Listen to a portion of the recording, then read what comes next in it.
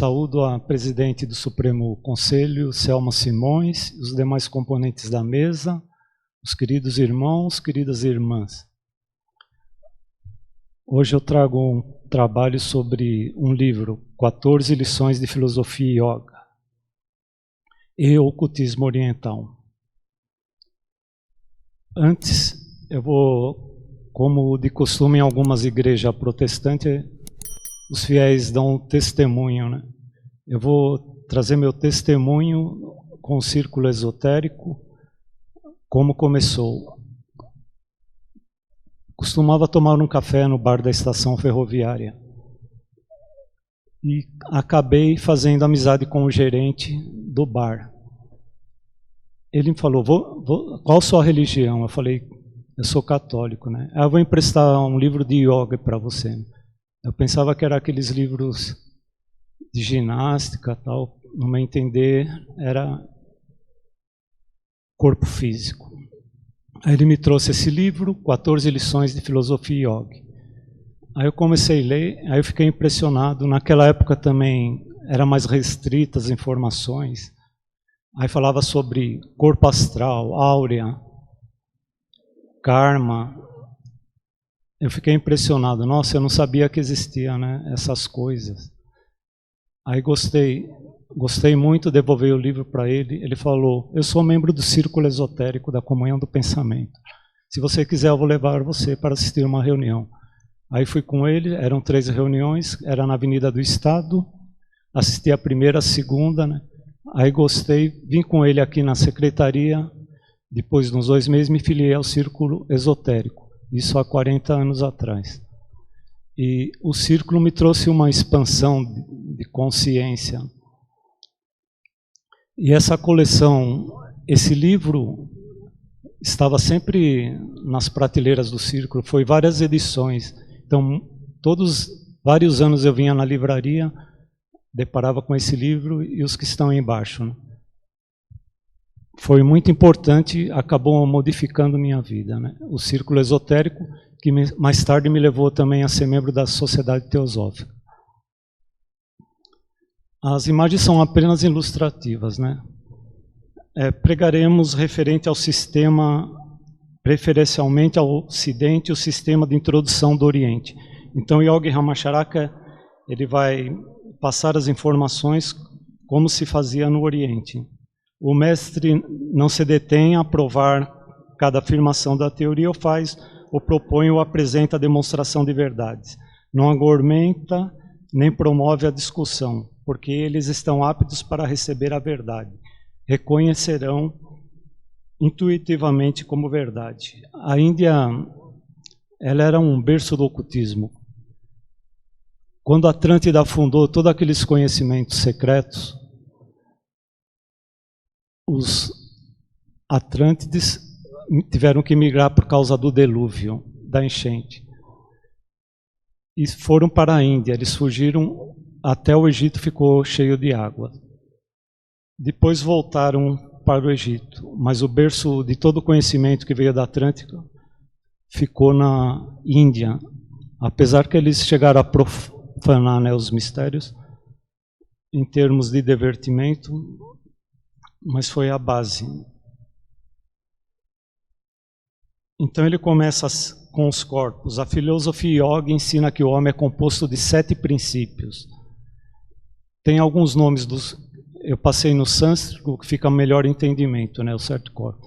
Então é o corpo físico, etérico, astral, mental inferior, causal, que é o mental superior, búdico e átimo.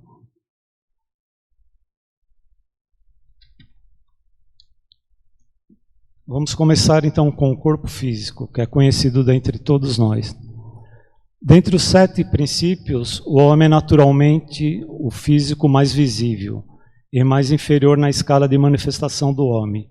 O corpo do homem deve ser mantido em condições sã e preparado para obedecer às ordens da mente, em vez de ser a mente dirigida por ele.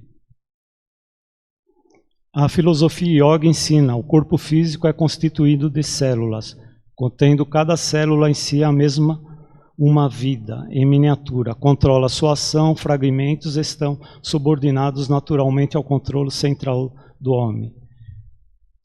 O Yogi Ramacharaka diz que cada célula tem uma mente. Então temos um exemplo aí.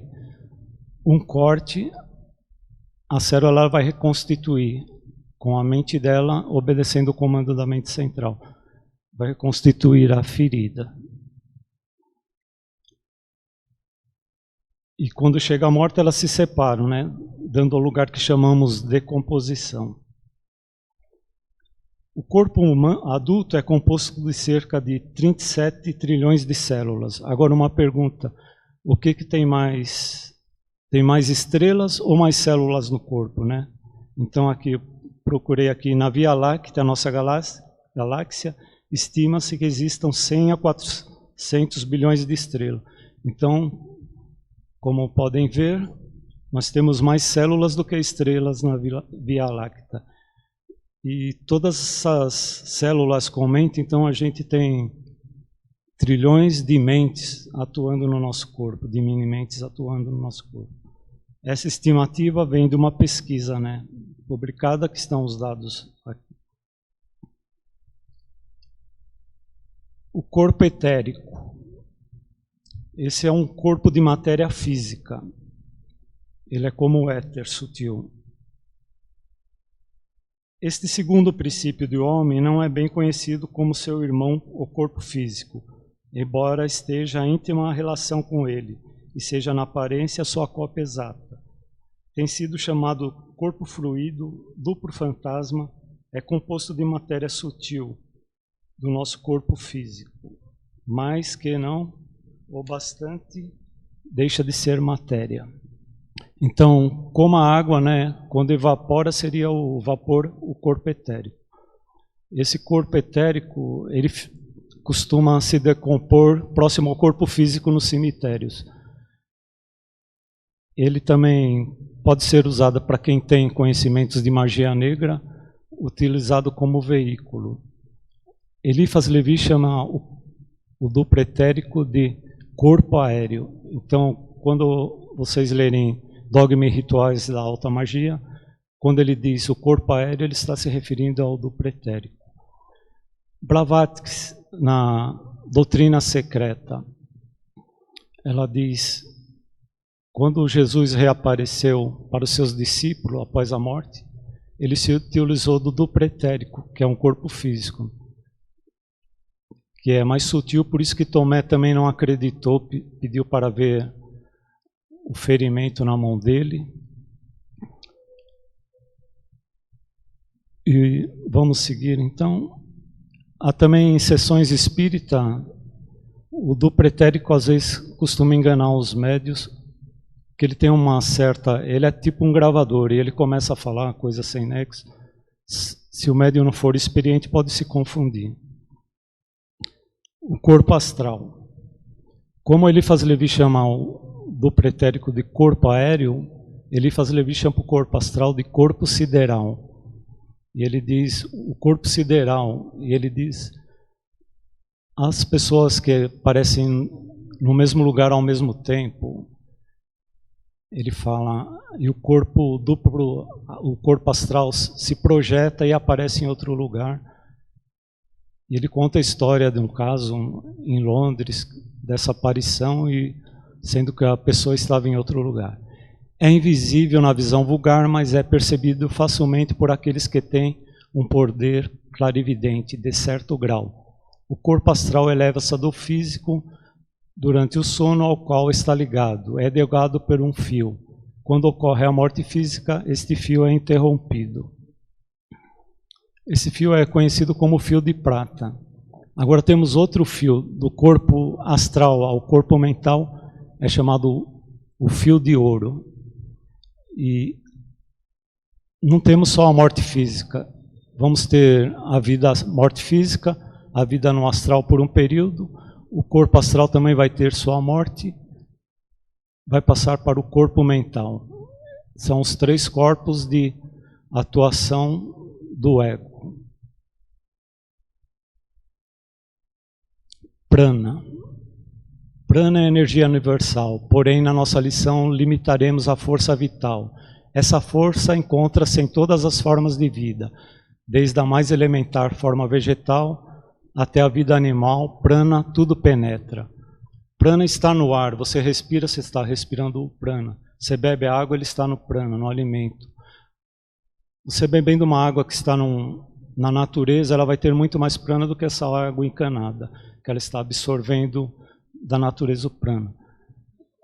Pode ser visto deitando-se num dia ensolarado, você começa a ver essas bolinhas brancas flutuando, isso é o prana, e faz parte das 3 energias que existem na Terra, que é o prana, o kundalini e o forrati, que é conhecido como energia elétrica.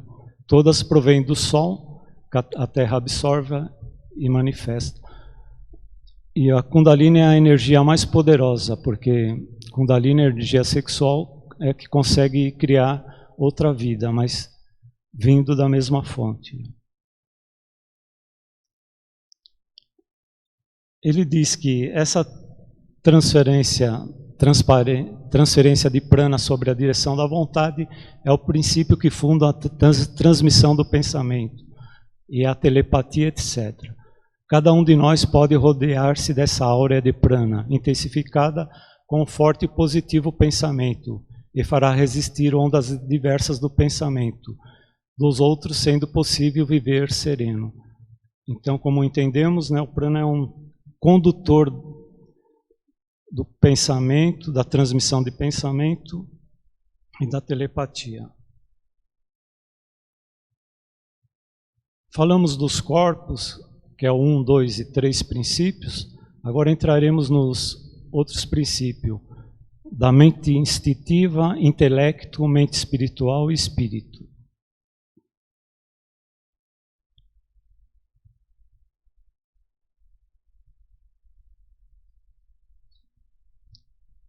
Nos primeiros alvares da mente instintiva pode-se ver o reino mineral, mais particularmente nos cristais, etc. Depois, no reino vegetal, torna-se mais distinta e mais elevada na escala. Algumas plantas das famílias superiores manifestam quase uma rudimentar consciência. Em seguida, no reino animal, vence a mente instintiva, em aumento de inteligência, quase igual às formas inferiores da vida humana. Mais tarde, no homem, matizando-se na forma mais elevada. Temos aqui o exemplo do coração, do sangue, como a mente instintiva trabalha a purificação do sangue, feito pela mente instintiva, o processo de circulação e purificação. O 5º princípio. O intelecto. Na proporção que o intelecto se desenvolve, ele progride, ilumina tenuamente o 4º princípio, dotando a razão da vida instintiva. Primeiro sinal de desenvolvimento real do 5º princípio, o intelecto, o amanhecer da consciência do eu. A partir do uso do intelecto, surge a conquista humana, a domesticação dos animais, construção de moradias, fundição de metais, formação da palavra escrita. Então, com o 4º princípio, o intelecto, o homem se torna criador. O pensamento se torna criador. Esta cidade aqui surgiu do pensamento, através do intelecto, e o homem criou a cidade, já no começo da criação.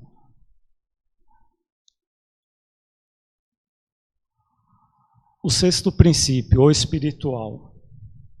O 6º princípio, a mente espiritual, também conhecida como superconsciente, manifesta um número limitado de pessoas e estão se tornando conscientes de algo interno, mais elevado, mais nobres pensamentos. A mente espiritual também dá origem à inspiração de certos poetas, pintores, escritores, oradores e outros têm recebido inspirações. Essa é a fonte pela qual o vidente obtém a visão e o profeta sua profecia. O sétimo princípio, o Espírito. O Espírito, o sétimo princípio do homem, é a chispa divina, a nossa mais preciosa herança e o poder divino, o eu real.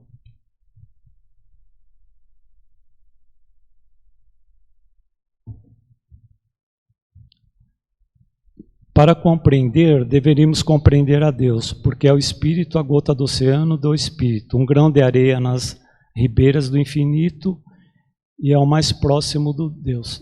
Temos essa imagem em exposição. Ao centro está Antankarana. Esse seria uma parte do plano mental. Eu vou falar isso só por benefício à exposição. Antankarana, então, seria a região das almas perdidas, né? Mas como isso ocorre? Isso aí está na doutrina secreta, né, de Helena Blavatsky. Ela diz do Antankarana. Então a gente tem uma ligação com os planos superiores. A pessoa se tornando tão perversa, tão material, tão física, ela acaba perdendo essas ligações com os planos superiores. Aí ela não consegue, terminando o ciclo de encarnações, ela não consegue se elevar, ela fica nessa região. E nem consegue reencarnar mais devido ao seu corpo causal, que é o corpo que tem a memória das reencarnações. Ela não consegue nem reencarnar, nem subir para os planos elevados. Então, esse termo que se diz almas perdidas, ela fica no Antankarana. São casos raros, mas ela diz que acontece, até se dissolver, né? A áurea humana. Nas lições anteriores, chamamos vossa atenção para os 7 princípios do homem. Seria incompleto sem a referência ao que os ocultistas conhecem como áurea humana. Ela também ela tem cores como os pensamentos, né? Buda, dizem que a áurea dele chegava a 50 quilômetros de largura. Para ilustrar a exposição, né, temos aqui o primeiro a fotografar a áurea, né? Fotografia Killian. Killian é o método do fotograma acidentalmente descoberto em 1939 por Senion Killian, concluindo que o objeto é colocado numa placa fotográfica conectada a certa voltagem, é uma imagem projetada à placa. Aqui temos 2 fotos reais da máquina, aqui, tirada em 1989, né? Um polegar feminino e um polegar masculino, né? Lembrando que dá para identificar os pensamentos da pessoa, né? Verde sujo pode ser ciúmes, verde tolerância às crenças, né? Preto é ódio, malícia, azul emoções espirituais, depende da tonalidade, mais claro ou mais escuro, vai representar, né, o pensamento da pessoa, que se transfere na alma, na áurea. Um bebê recém-nascido, a áurea é branca, né, é uma áurea pura, não tem mancha nem cores.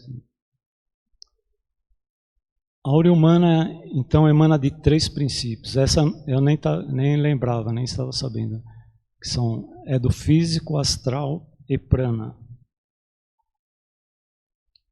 Então vamos à primeira. A primeira áurea do princípio físico. Ela é incolor, quase branca, com crinas quase retas, finas. Com saúde boa, essas crinas saem retas. Em caso de saúde imperfeita, saem torcidas, enroscadas e caem como cabelo. Essa é a áurea do prana, né? Dependendo se a pessoa tem bastante prana ou não tem prana, se ela está mal de saúde, com pouco prana, ela vai ter essas imperfeições. Com bastante prana e vitalidade, ela vai ser retas e finas, né?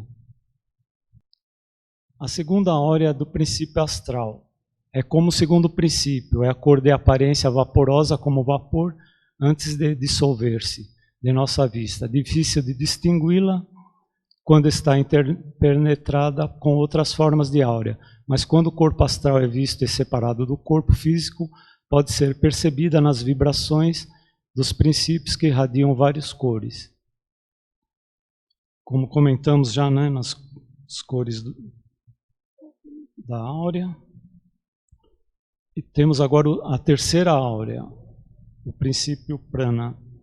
É difícil de descrever, exceto para aqueles que já viram os raios X. Vê-se algo como uma nuvem vaporosa, cor de aparência chipas, elétrica. Quando está o corpo próximo, é visto como alguma coisa chispante, partículas de pramas que se desprendem das pontas dos dedos e das pessoas, que dão chamados tratamentos magnéticos ou fazem passes mesméricos. Então, a terceira aula, né, a aura do prana, é usada nos tratamentos mediúnicos, né? E passes magnéticos também. A dinâmica do pensamento. Um pensador forte e vigoroso, cujo pensamento é fortemente carregado de prana, cria o que é conhecido como formas pensamento, isto é, pensamento possuem tal vitalidade, que chegam a ser quase como forças viventes. Então, o pensamento, ele se torna um elemental artificial. Não é esses elementais da natureza, fogo, água, terra, ele é um elemental artificial, né? Não tem nada a ver com esses outros elementais. E ele é criado e alimentado pelo pensamento seu ou de outras pessoas. Assim também, um pensador ou impulso converte durante determinado tempo uma espécie de criatura, que são chamadas de elementais artificiais. E esses elementais vão acompanhando a gente, né, influenciando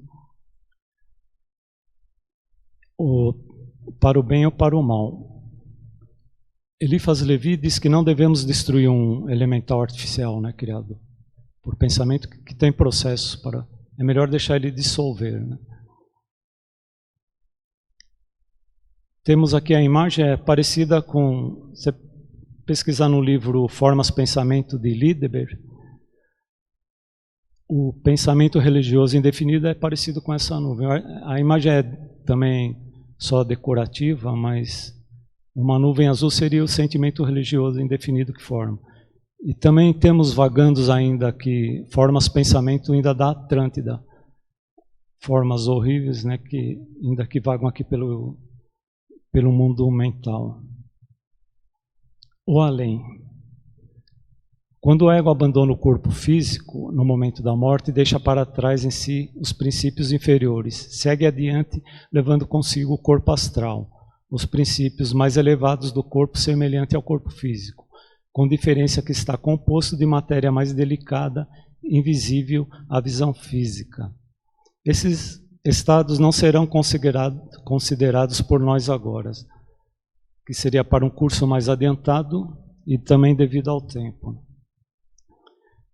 Eu vou trazer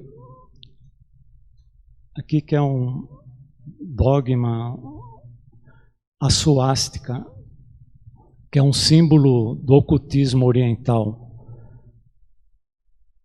A suástica, esse símbolo, já era utilizado na Ásia por volta de 3000 a.C. A suástica era principalmente na Índia, na religião hindu, posteriormente a suástica foi também utilizada no jainismo e no budismo. O nosso fundador aqui do Círculo Esotérico, Antônio Olivo Rodrigues, é o último do quadro, ele teve sérios problemas com a suástica, que na editora Pensamento, no escritório dele tinha uma suástica, né, indiana. Isso antes de ser conhecida. Aí chegou a Segunda Guerra, foi adotada por aquele partido